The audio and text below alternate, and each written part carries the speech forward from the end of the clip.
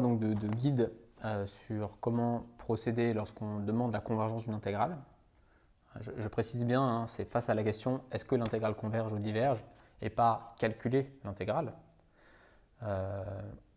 Petite remarque à ce sujet, si on vous demande de calculer une intégrale, de montrer qu'une intégrale converge et calculer à calculer, vous êtes obligé de revenir à la définition, c'est-à-dire vous allez obliger, c'est-à-dire donc si vous avez une fonction, on vous demande de montrer que l'intégrale de a à b converge et calculer l'intégrale de a à b de f. Pour démontrer la convergence, vous pouvez utiliser un critère général. Vous n'êtes pas obligé de revenir, de faire, par exemple, si le problème est en b, de faire l'intégrale de petit a grand A et faire grand A tendant vers plus l'infini, mais vous serez obligé de le faire, ça, quand vous essayerez de le calculer. Et donc, quand on vous demande de calculer une intégrale, c'est que nécessairement, il est possible de faire ce calcul. Il est possible de calculer les primitives de f, typiquement, ou de faire des intégrations par partie. Ok. Donc, mais en général, si on vous demande juste d'étudier la convergence d'une intégrale, voici comment il faut procéder. Alors, le premier point, c'est d'abord donc étude de l'intégrale de a à b de f. Avec f, alors, de manière générale, avec f, on ne dit rien de plus. La première chose à faire, c'est regarder où sont les problèmes. Si par exemple a égale moins l'infini, b égale plus l'infini, de base, il y a un problème en moins l'infini, en plus l'infini. Il peut y avoir un problème au milieu de l'intervalle aussi. Par exemple, la fonction peut tendre vers, ça peut être, je ne sais pas moi, l'intégrale de moins 1 à 1, de 1, de moins 1 à 2, de 1 sur racine de 1 moins t dt. Alors là, il n'y a pas de problème ni en moins 1 ni en 2, mais il y a un problème en 1 ici, par exemple. Donc la première chose à faire, c'est déterminer où sont les problèmes.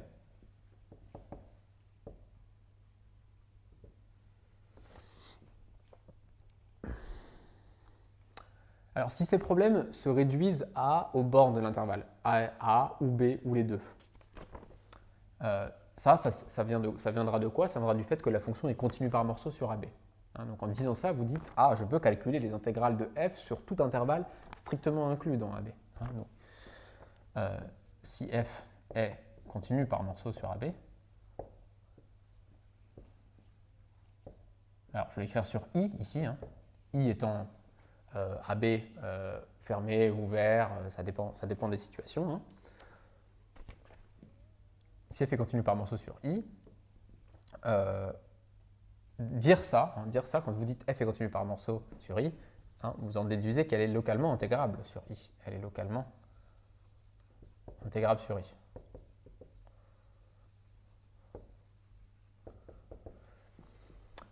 Et donc, du coup, pas besoin d'aller regarder. Quand vous dites ça, vous dites qu'il n'y a pas de problème à l'intérieur de l'intervalle. Okay.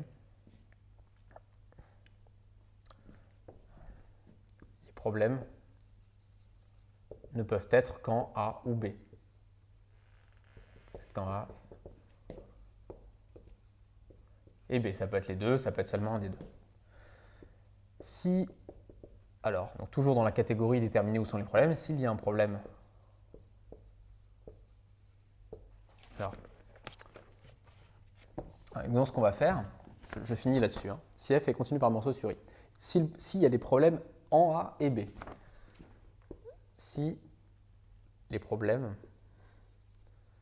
c'est-à-dire qu'il y a une indétermination a priori, sont en A et B, donc les deux, eh ben, on coupe les problèmes. Il y a deux problèmes, donc on les découpe. On regarde l'intégrale de A à C de f, on regarde la convergence de l'intégrale de A à C de f et l'intégrale de C à B de f, avec un certain C qu'on s'est fixé, quelconque, dans I. Alors, je vais peut-être écrire ça comme ça, avec A inférieur à C inférieur à B. Donc ça, c'est le deuxième réflexe. Donc déterminer où sont les problèmes. Donc si f est continue par morceau sur I, et qu'il y a des problèmes en les deux bornes, A et B, dans ce cas-là, on découpe le problème, et du coup, vous voyez que maintenant, vous vous êtes ramené à une situation ici où vous avez une fonction qui a un problème seulement en A, seulement en une des deux bornes. Et pareil ici, il y a un problème seulement en B. Alors bien sûr, hein, s'il y a un problème à l'intérieur de l'intervalle, bah, on découpe. S'il y a un problème en un point C au milieu de l'intervalle, comme ici il y a un problème en t égale 1, eh ben, on va regarder l'intégrale de moins 1 à 1 et l'intégrale de 1 à 2, l'intégrale de A à C et l'intégrale de C à B. Et là, peut-être, donc du coup, éventuellement, là, vous aurez des problèmes en A, C et B, peut-être. Auquel cas, bah, vous allez regarder l'intégrale de A à D, l'intégrale de D à C, l'intégrale de C à E et l'intégrale de E à B, par exemple. Hein, donc, vous découpez l'intervalle d'intérêt jusqu'à ce que vous soyez ramené à une intégrale qui a un problème seulement à une intégrale telle que le problème subsiste seulement en l'une des deux bornes. Okay. Alors, ensuite, quel est le réflexe? Le réflexe, c'est de se demander si en fait, ce n'est pas un faux problème. Hein, et ça, il faut penser au prolongement par continuité. S'agit-il, donc, une fois qu'on s'est ramené à l'intégrale de A à B de f, hein, donc éventuellement A et B ont changé, hein, avec un problème uniquement en A ou en B, hein, on vérifie que ce n'est pas un faux problème. Si par exemple A ou B, l'endroit où il y a le problème, est un réel, et que la fonction est prolongeable par continuité en ce point, c'est-à-dire qu'elle admet une limite en ce point, en fait c'était une blague ce problème. Hein, finalement la fonction, c'est comme si vous aviez une fonction continue jusqu'à ce point, ou avec le corollaire qu'on a vu au théorème de convergence absolue entraîne la convergence, simplement vous avez l'argument que du coup la fonction est bornée sur un intervalle fermé borné et c'est fini. Okay. Donc toujours vérifier qu'il n'y avait pas une blague en fait. Ok, bon.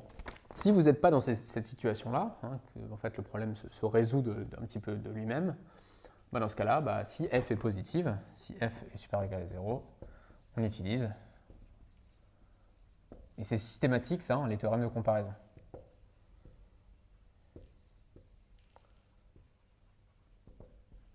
Alors, ça vous avez donc 3 théorèmes de comparaison, hein, la majoration, le petit taux, l'équivalent. Ça c'est très très puissant, ça résout tous les problèmes. Si bien sûr vous n'êtes pas dans cette situation-là, si f n'est pas de signe constant,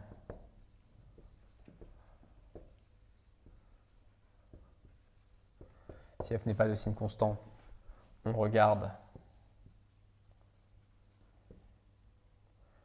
la valeur absolue de f, ce qui nous ramène au point précédent, parce qu'on se retrouve avec une fonction qui est positive et donc on peut utiliser les théorèmes de comparaison. Et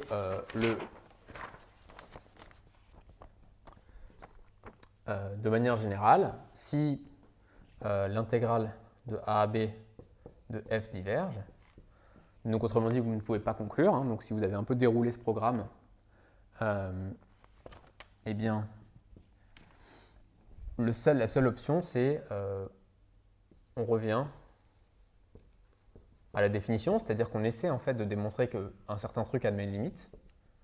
Et démontrer qu'un truc admet une limite, ça peut se faire de manière abstraite, c'est-à-dire soit vous allez être capable explicitement de déterminer la limite, qui est la première méthode qu'on a vue, soit vous allez simplement démontrer par des arguments que l'objet admet forcément une limite sans être capable de la calculer. On va voir un exemple de ça dans un instant. On revient à la définition, hein, par exemple, on va regarder l'intégrale de A à grand A de f. Et puis on va regarder, on va faire des calculs de t et dt. Hein, c'est un vrai calcul qu'on fait. Alors, vous pouvez me dire, pourquoi j'ai pas mis plus tôt le fait de calculer directement l'intégrale? Parce que ça, vous devez l'avoir seulement un petit peu dans un coin de la tête si vraiment vous vous rendez compte que la fonction qui vous intéresse est extrêmement simple. Donc, vous en connaissez une primitive. Mais c'est quand même assez rare, ça. Okay, donc, ayez dans un coin de la tête, ah oui, en fait, cette fonction est très simple, je peux calculer explicitement sa primitive. Mais le vrai guide à dérouler, sauf cette situation vraiment plutôt rare, c'est commencer par déterminer où sont les problèmes, se ramener à l'étude de la convergence d'une intégrale où il n'y a plus un seul problème dans une des deux bornes, et puis ensuite utiliser le théorème de comparaison si la fonction est positive, les utiliser malgré tout parce que vous regardez la valeur absolue. Et enfin, cas le plus difficile, c'est ce cas-là qui se présente finalement assez rarement parce que justement c'est des cas qui sont en général trop difficiles, donc on ne sait même pas vraiment conclure. Mais je vais vous montrer un petit peu un exemple. Donc là, on fait des calculs qui peuvent utiliser des IPP, changement de variable, etc. Alors le guide, là vu comme ça, il est un petit peu abstrait, mais on va l'appliquer dans une situation précise et j'espère que ça va un petit peu rendre les choses plus concrètes. Et on va regarder la convergence de l'intégrale de 0 à plus l'infini de sinus de t sur t. C'est une intégrale très classique. Alors, qu'est-ce qu'on peut dire de cette intégrale? D'abord, on regarde les problèmes. Si vous avez une borne infinie, c'est toujours un problème. Okay, c'est toujours quelque chose que vous allez devoir regarder dans le détail. Donc là, il y a un problème en plus l'infini. Et en 0, clairement, il y a un problème parce que cette fonction, elle n'est même pas définie en 0. Alors, cette fonction, elle est définie que sur R plus étoile.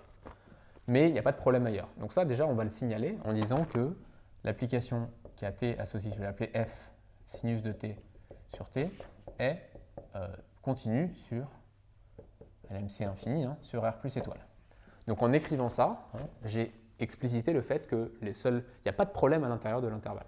Je peux calculer les intégrales sur AB avec A strictement positif et B réel. Et donc maintenant, on va regarder un premier réflexe, c'est de regarder séparément les deux problèmes. Ici, il y a le problème en 0 et le problème en plus l'infini. Donc on va se prendre un point entre tout ça, là, le fameux C de tout à l'heure. Étudions la convergence de l'intégrale de 0 à 1 de sinus de t sur t dt et l'intégrale de 1 à plus l'infini de sinus t sur t dt. Donc ici, du coup, on a accompli, disons, la première partie du guide, c'est-à-dire se ramener à des intégrales où il y a un problème uniquement en une borne. Ici, c'est en 0 et ici, c'est en plus l'infini. On va traiter ce cas-là qui est en fait le plus facile. Donc, on continue dans le guide, mais cette fois, on est sur cette fonction-là. Okay. Et l'étape suivante du guide, c'est de se demander si ce n'était pas une blague, en fait, le problème en 0. Donc, autrement dit, est-ce que par hasard, en fait, cette fonction, elle n'est pas prolongeable par continuité en 0? Eh bien oui, parce que ça, c'est une limite classique, vous pouvez récupérer par équivalent. Sinus de t, ça équivaut à t quand t tend vers 0, donc ce truc-là, ça tend vers 1. Sinus de t sur t tend quand t tend vers 0 vers 1, donc t donne sinus de t sur t est prolongeable par continuité, en particulier elle est bornée par continuité en 0. Donc, cette intégrale converge.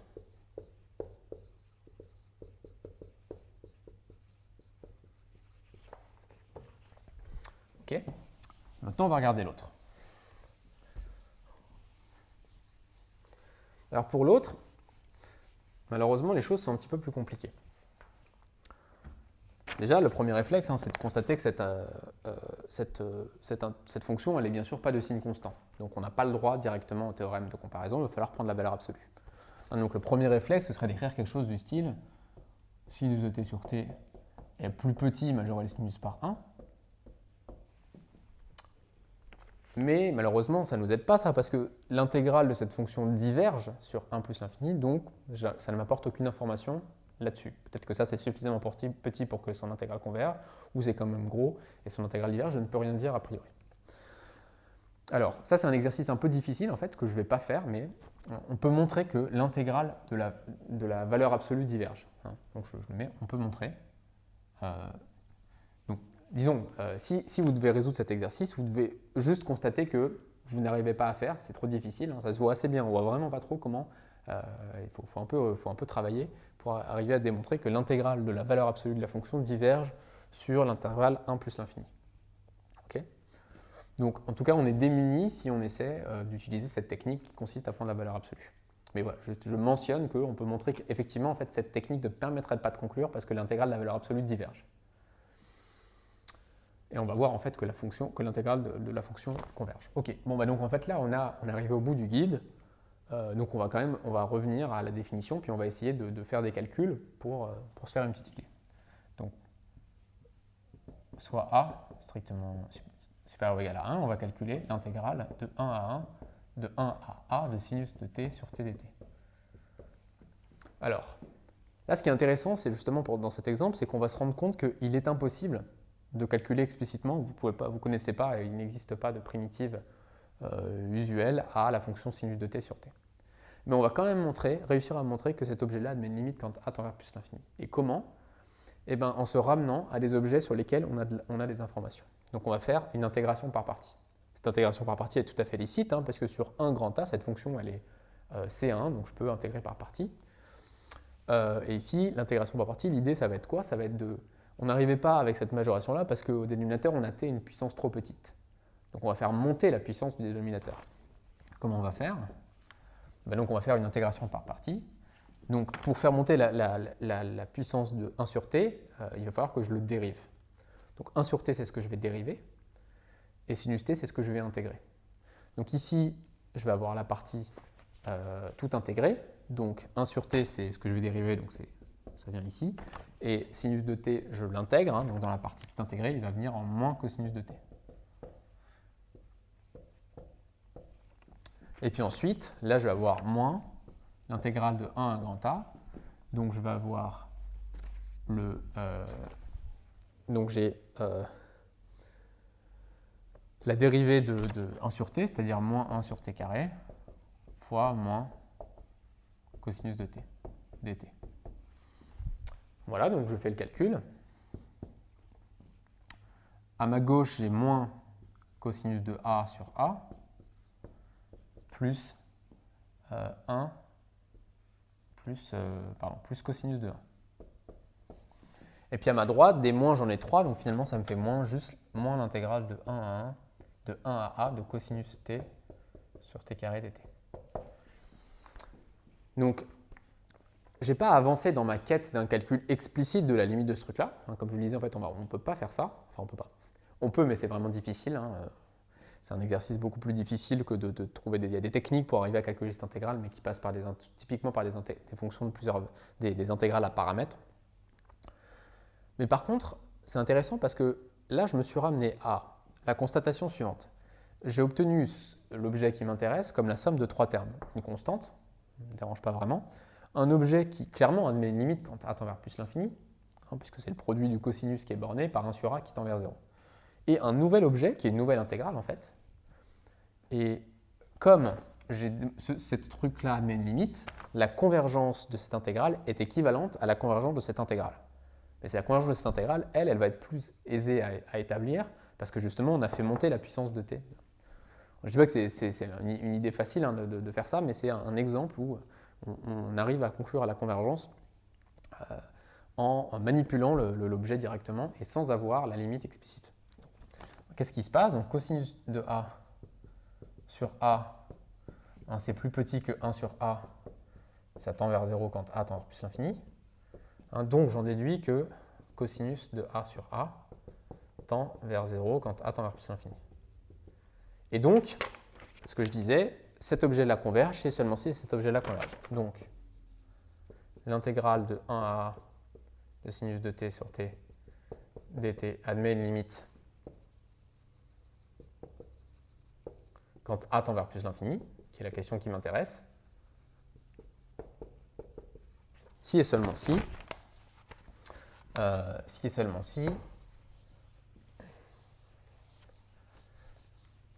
l'intégrale qui est apparue sur la droite admet une limite. Si et seulement si, l'intégrale de 1 à a de cosinus t sur t carré dt admet une limite. Et ça, d'ailleurs, c'est simplement une question de convergence d'intégrale. Ça, c'est si et seulement si l'intégrale de 1 à plus l'infini de cosinus t sur t carré dt converge.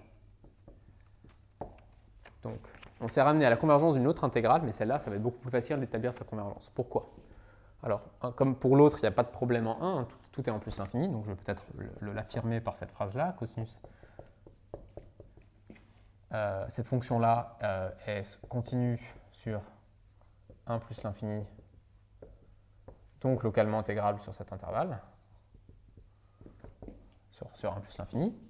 Et cette fois, je vais avoir le droit à une majoration intelligente, c'est-à-dire que pour tout t appartenant à 1 plus l'infini, cosinus t sur t carré en valeur absolue, c'est plus petit que 1 sur t carré. Et comme l'intégrale, c'est une intégrale de Riemann de 1 sur t carré dt sur 1 plus l'infini converge, j'en déduis que l'intégrale de 1 plus l'infini de cosinus t sur t au carré en valeur absolue converge. Et ça implique, par théorème, que l'intégrale de 1 plus l'infini de cosinus t sur t carré dt converge. Et donc finalement, vous voyez que par cette série de si et seulement si, j'en déduis la convergence de l'intégrale qui m'intéressait, l'intégrale de 1 plus l'infini de sinus t sur t dt. Et comme par ailleurs j'ai montré que l'intégrale de 0 à 1 de sinus t sur t dt converge aussi, bah finalement l'intégrale de départ de 0 à plus l'infini de sinus t sur t dt converge. Voilà, donc ça c'est un exemple un peu où on est obligé d'aller assez loin pour démontrer, pour s'en sortir et démontrer la convergence d'une intégrale. Et on n'est pas ici en mesure de calculer la limite, hein, c'est-à-dire vraiment l'air, disons, sous la courbe entre 0 et plus l'infini, ce truc-là. Mais il existe des techniques pour arriver à une formule pour cette limite, en fait. Ok. Dernière remarque, mais tout à fait importante, c'est que pour les intégrales généralisées,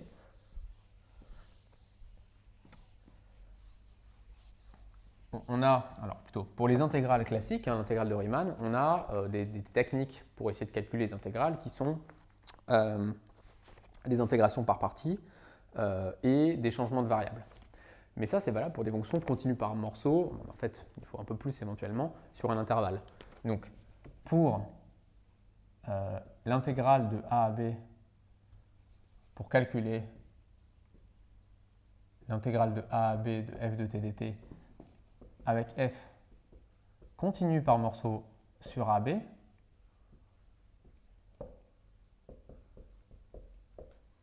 là j'insiste sur le fait que a et b sont des réels et que la fonction est continue par morceau sur l'intervalle fermé, donc on parle de l'intégrale de Riemann. On peut faire des changements de variables.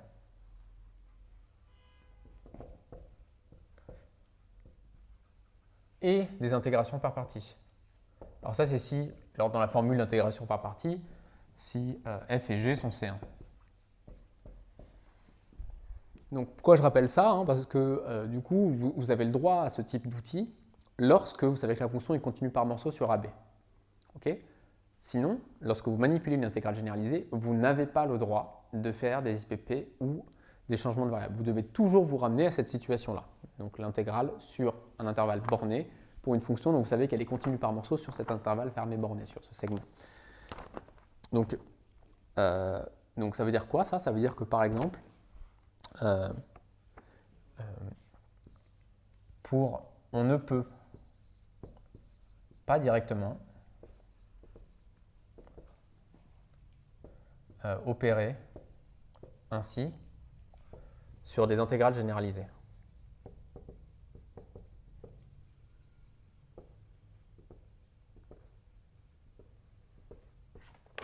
Donc qu'est-ce que ça veut dire ça? Sur un exemple. Mettons que je regarde un exemple. Nous, on a vu que l'intégrale sur 0 plus l'infini de exponentielle moins racine de t dt converge. On l'a vu par un argument totalement élémentaire de théorème de comparaison. On a dit que c'était un petit O de 1 sur t au carré. Maintenant, on peut peut-être essayer de calculer cette intégrale. En général, c'est difficile de calculer les intégrales explicitement, mais ici, on peut peut-être y arriver. Mais pour y arriver, il va falloir se battre un petit peu. Se battre un petit peu, ça va être justement de faire des IPP et des changements de variables, notamment un changement de variable naturel, ici c'est u égale racine de t. Mais encore une fois, vous n'avez pas le droit de faire ce genre de changement de variable directement sur une intégrale généralisée, hein, parce que vos théorèmes sur les intégrales, ils sont valables pour les intégrales, pour des fonctions continues par morceau sur un intervalle fermé borné. Donc il faut s'y ramener. Qu'est-ce que ça veut dire? Alors, calculons cette intégrale.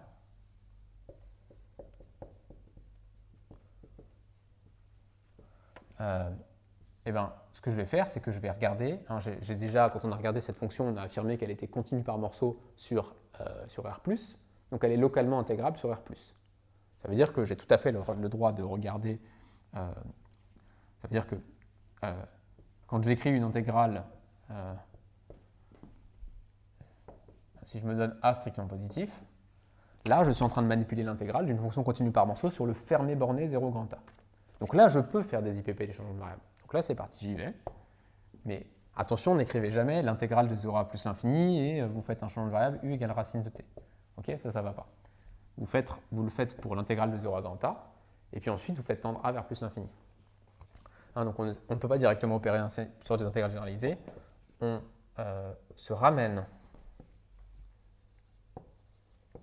à des segments sur lesquels f est continu par morceau. Et on passe à la limite. Et on passe à la limite. Donc je mets en œuvre cet exemple, cette idée. Donc ici, j'ai l'intégrale de cette fonction. Et je peux faire le changement de variable, puis cette fonction est continue par morceau sur le segment 0 grand A.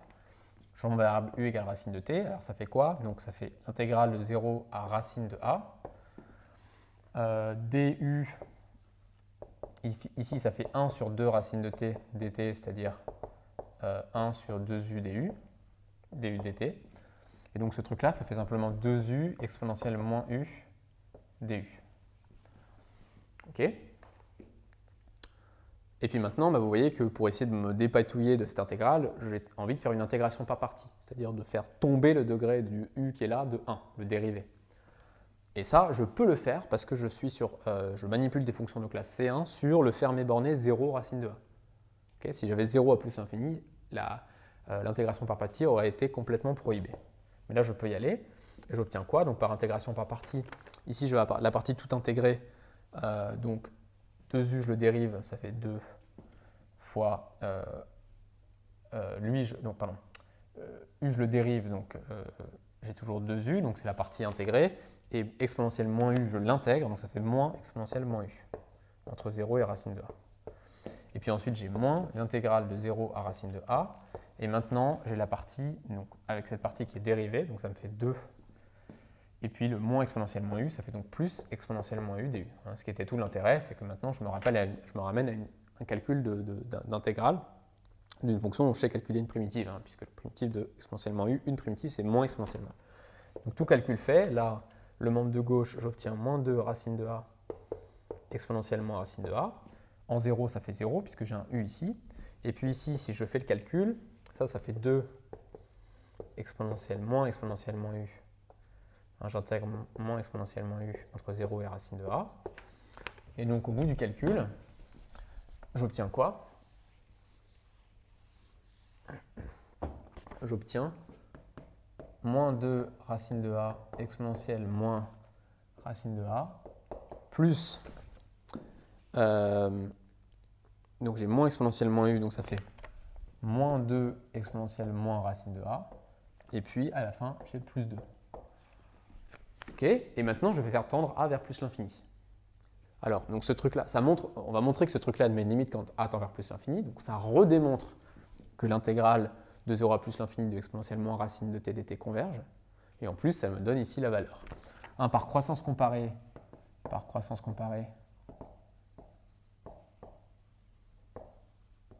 racine de a exponentiellement racine de a tend vers 0 quand a tend vers plus l'infini. Donc ça tend vers quoi?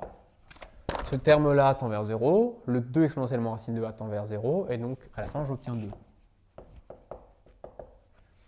Donc la conjonction ici d'IPP, d'intégration par partie et de changement de variable, faite dans un cadre légal, me permet de calculer cette intégrale. Donc l'intégrale de cette fonction converge qu'on savait déjà, et ici on a en prime sa valeur.